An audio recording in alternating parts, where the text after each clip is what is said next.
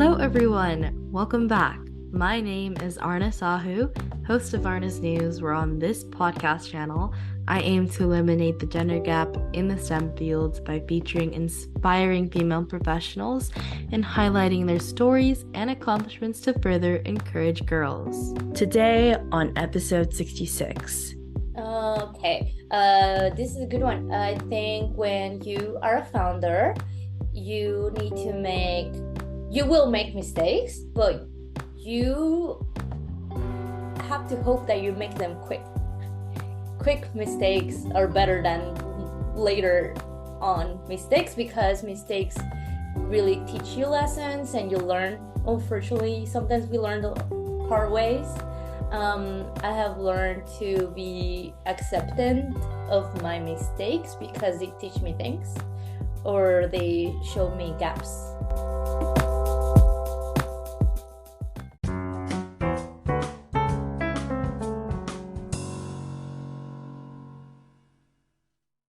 Today, on episode 66, I'm pleased to answer guest Vanessa Karel. Vanessa was named as one of the 100 rising Latinx startup founders to watch throughout her work founding Greether, a travel startup that helps women travel safer.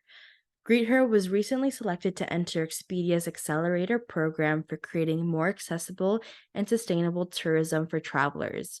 Her startup was a finalist in the Awake Tourism Challenge by UNWTO. Additionally, she is the winner of E100, an initiative by the Association of Entrepreneurs of Mexico that recognizes the most inspiring entrepreneurs who create a great impact in Mexico. She's also currently leading Girls in Tech San Francisco as their managing director. So thank you so much, Vanessa, for being here today. Before we dive into the questions, would you like to introduce yourself? Yes, I think thank you so much for inviting me to this chat. I'm really excited and inspired by you. I just want to give a quick intro that's not as I don't know, like scary and like not friendly, inviting. I'm also a cat mom. I love doing embroidery on my free time. I was a professional photographer in my previous life. And I love dancing. I used to be a flamenco dancer. So that's something like that you don't usually read about me, but I like to give that intro as well, just so people don't feel just like intimidated, like, oh my God, she does all these things, but I'm also a human. I love binge watching dumb TV show as well, So I actually had another dream before that I already fulfilled, which was to be a professional photographer. And I eventually got burned out by doing that. It was a passion that I thought I had to follow and work from it. And unfortunately, it was great for a while, but then eventually my passion didn't fulfill me throughout my day to day anymore. And I stopped enjoying it, doing that.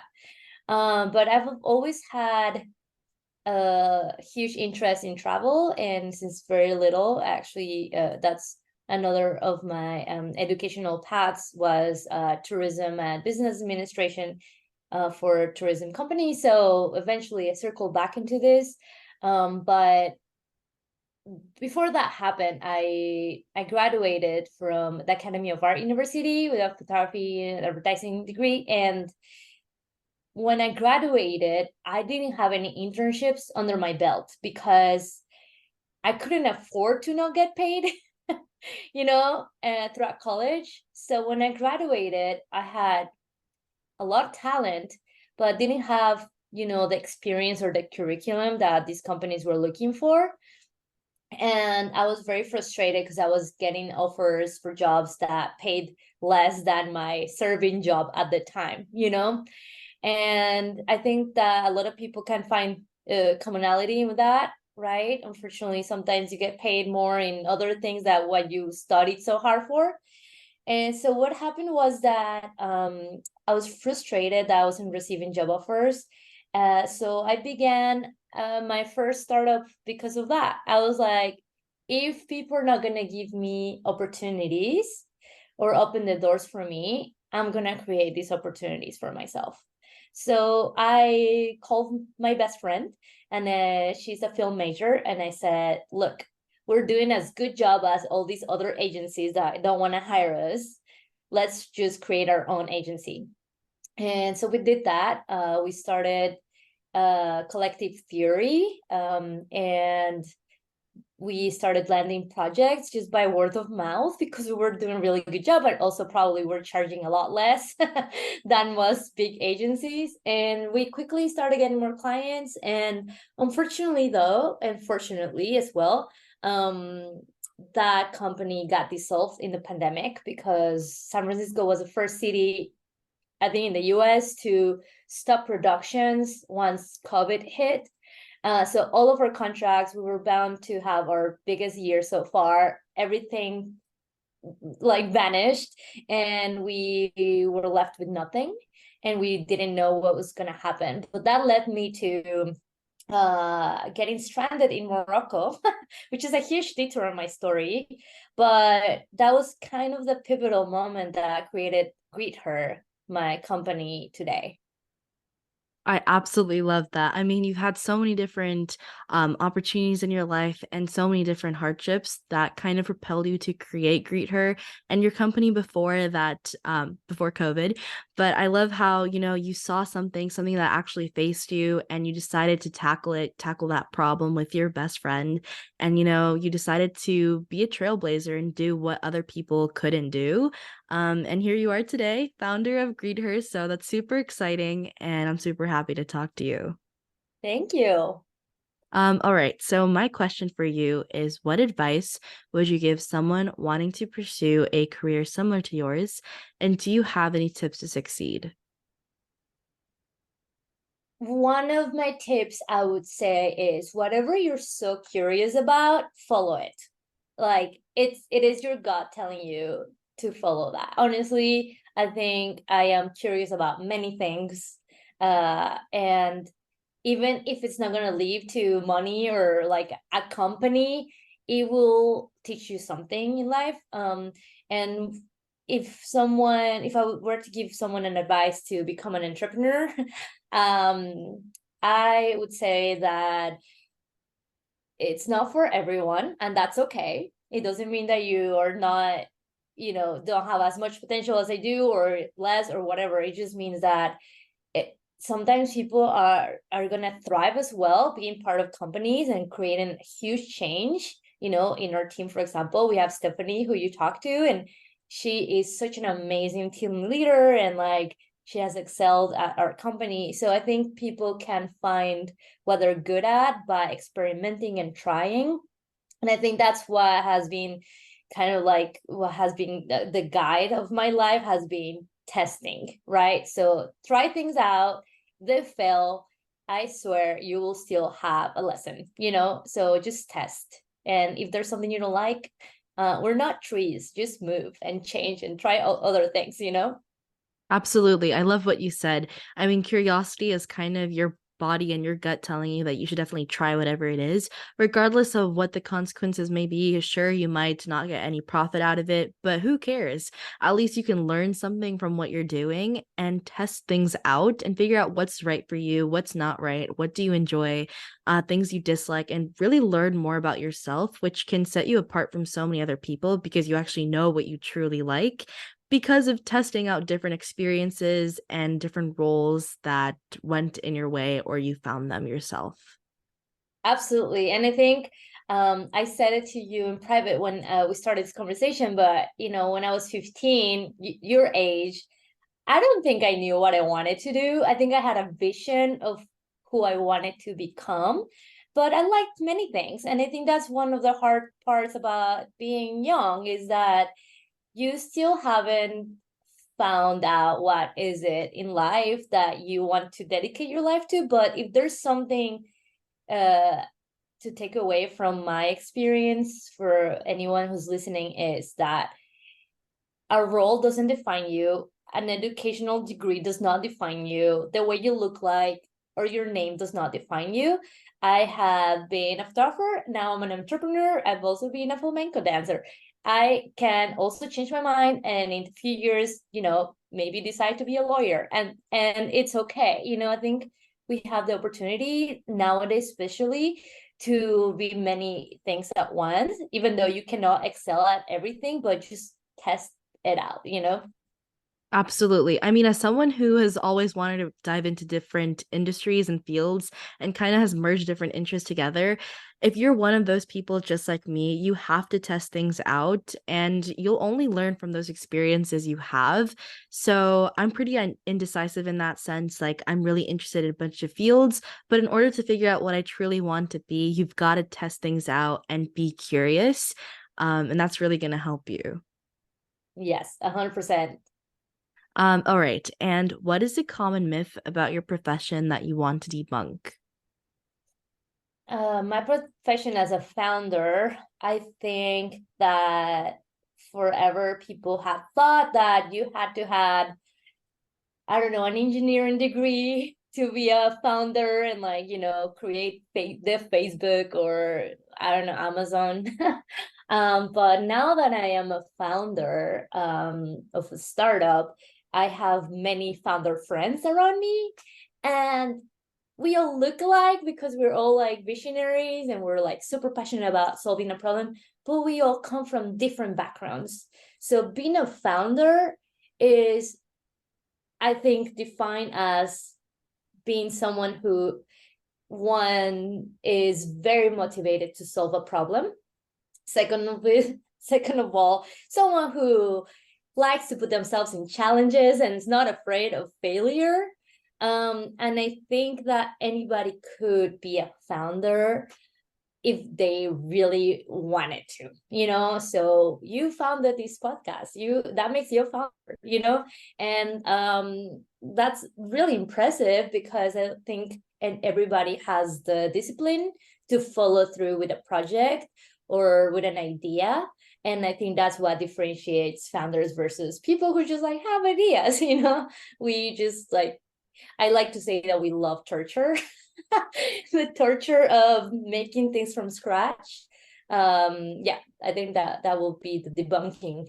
Absolutely. I mean, as a young kid myself, I kind of thought that founders or people who created companies were from a different world than mine because I always saw, Mark Zuckerberg, Steve Jobs, Bill Gates, such cool people, like white men, and really cool people who had engineering or software types of degrees, like really smart people. And I thought they were just from a different world from me. But honestly, that is completely bogus. Like, if you want to create something, you can test out your interests, you can figure out your passions, and you can build something from scratch. I mean, you're a testament for that because a bunch of other agencies, they weren't willing to hire you, but you trailblazed that position. You founded your own company with your best friend, and you did the things that other people said you probably can't do.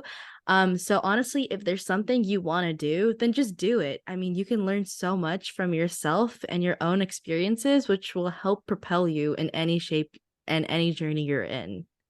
Yes, and you are right. There is not just the white software engineer Stanford graduates founders. There's a lot of women out there who we are founding companies and solving some of the hardest problems that we're facing in the world.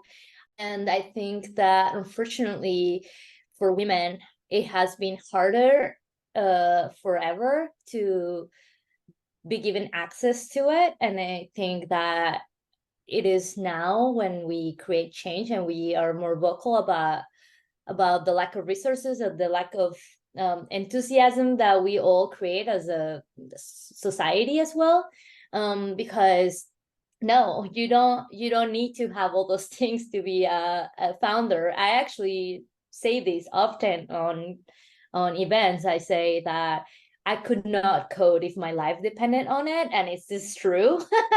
And I still have a tech-enabled startup. And you do not need that. And I think one of the biggest myths about starting a company or a business or a job or anything in life is that you have to have all the answers.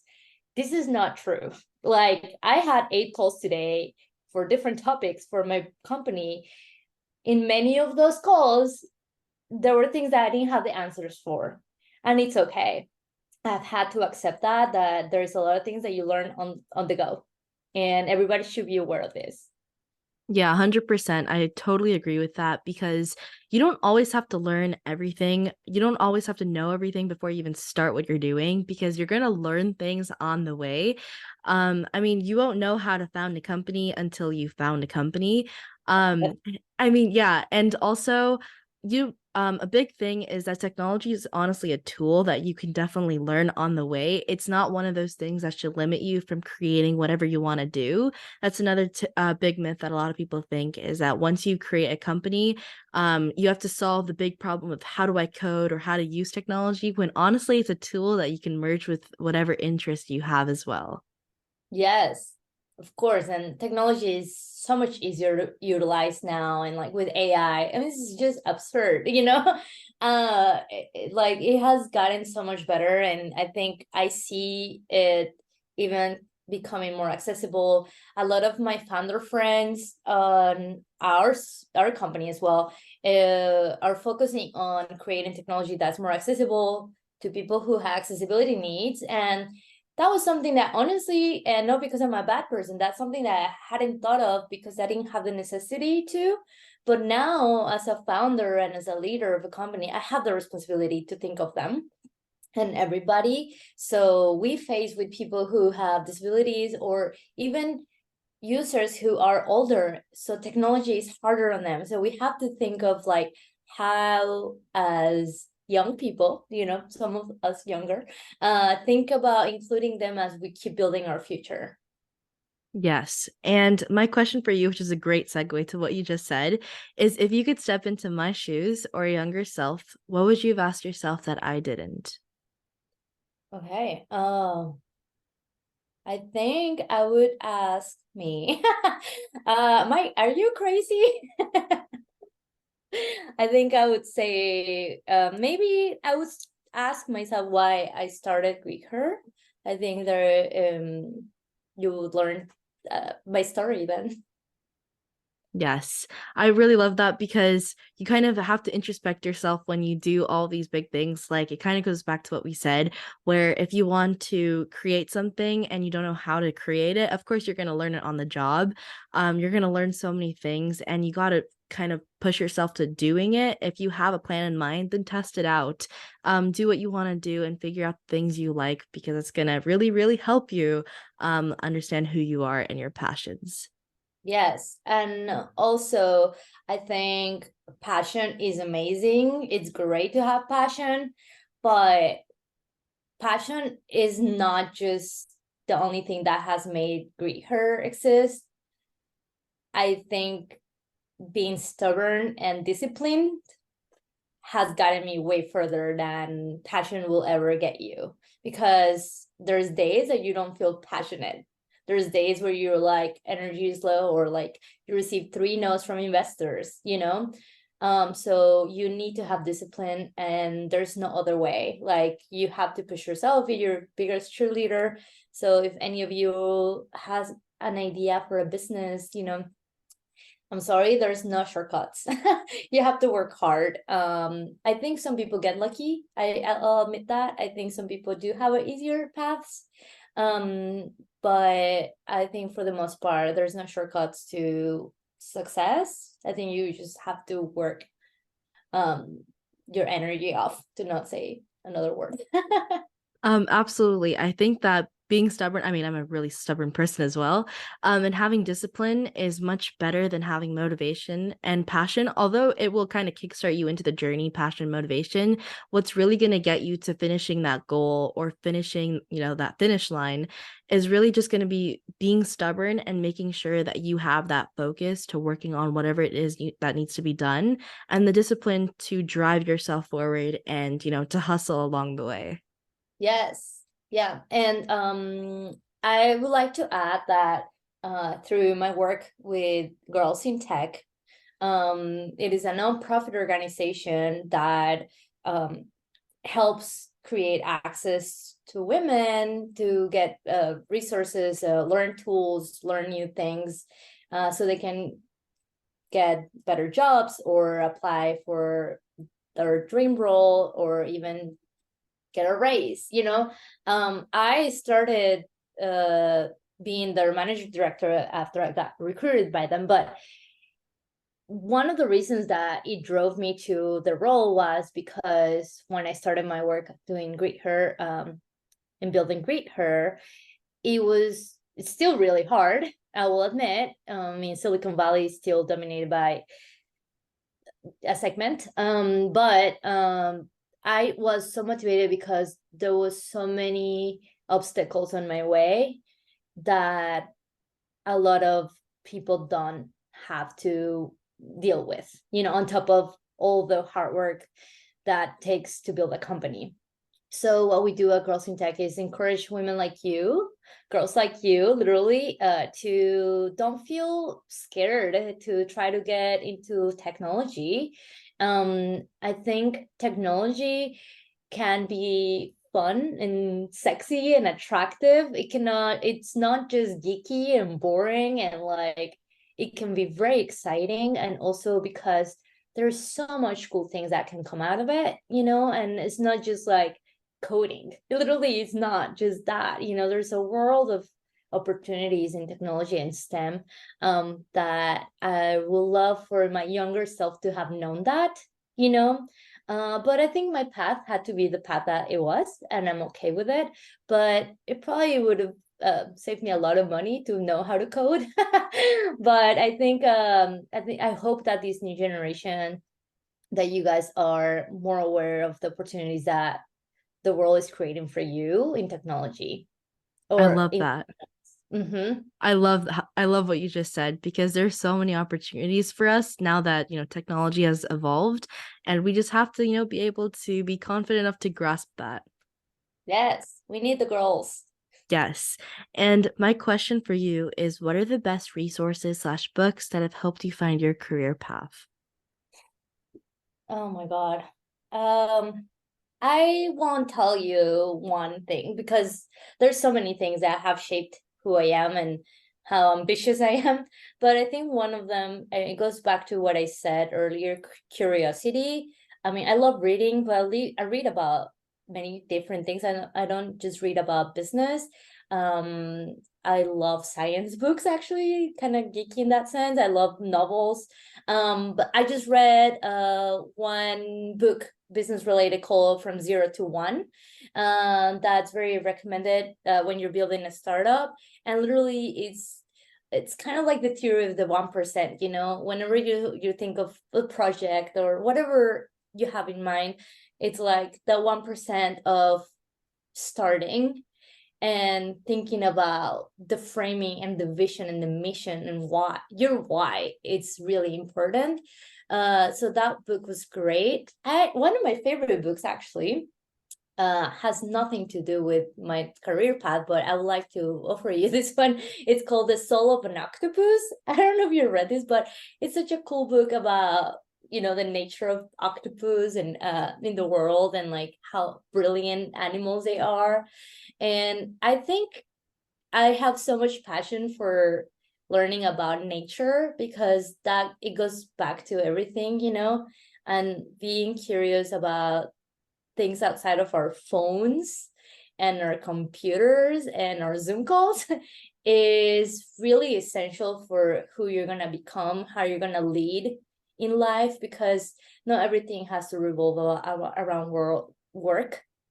And I think I am a combination of all the places I have visited and all the friends I made from strangers I met abroad. You know, I think it's really important for you, all young people, to try to travel, even if it's nationally, and put yourself in situations where you have to talk to strangers. Because I think nowadays everybody's so scared of talking to strangers. And once you do, you realize that we are more connected than you think, you know, and it scares me to see the younger generation being so secluded in their technology, because I think the nature of humanity is even more important, and creating these relationships. You know, I remember when you reached out to me and I was like hooked was like, well, this girl, 15-year-old doing this podcast and would love to connect with someone double her age who's doing completely different things in life. But this is so inspiring for you and for myself, because it really takes you back to all of our values that we have as humans are like connectivity. And sorry, I took a huge detour from your question, but I think there was not an easy answer to that. But I love what you're doing. Huge fan. Thank you so much. And I'm going to try to squeeze in one more question, which is, what's one thing you wish you had known when you began your career path? Okay, this is a good one. I think when you are a founder, you will make mistakes, but you have to hope that you make them quick. Quick mistakes are better than later on mistakes, because mistakes really teach you lessons and you learn. Unfortunately, sometimes we learn the hard ways. I have learned to be acceptant of my mistakes because they teach me things or they show me gaps. Absolutely. Well, thank you so much. And before we end off, do you have any last words to the audience? Yes, if you are in San Francisco, we are looking for volunteers at Girls in Tech San Francisco. So if you want to be part of our community or join our events, I really recommend it to everyone, men as well. We are inclusive like that, and we create all these cool events to like teach you tools and resources. We bring inspirational people to our events as well. And also, if you're a traveler, please make sure to check out Greether. We help women travel safer in over 100 countries now. And you can book local greeters who are women and are vetted to show you around. And the best part is that you support women's economy while you book someone through our website. So it's a win-win, makes the world a better place. And thank you so much. Thank you for being on the show, Vanessa. I absolutely love talking to you. Likewise.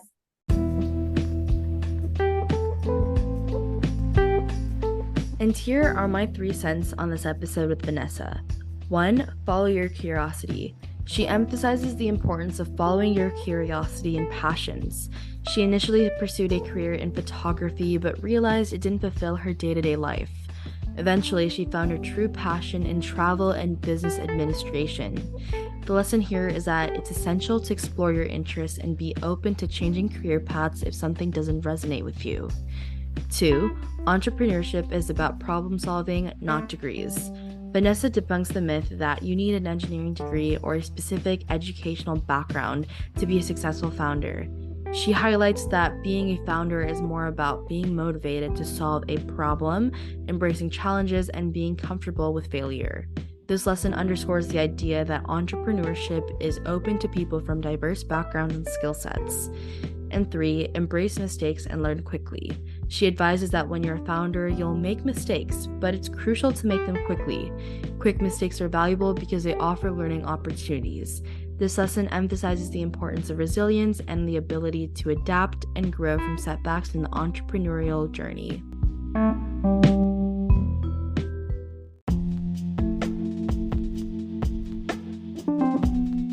Thus, that concludes the episode for this week.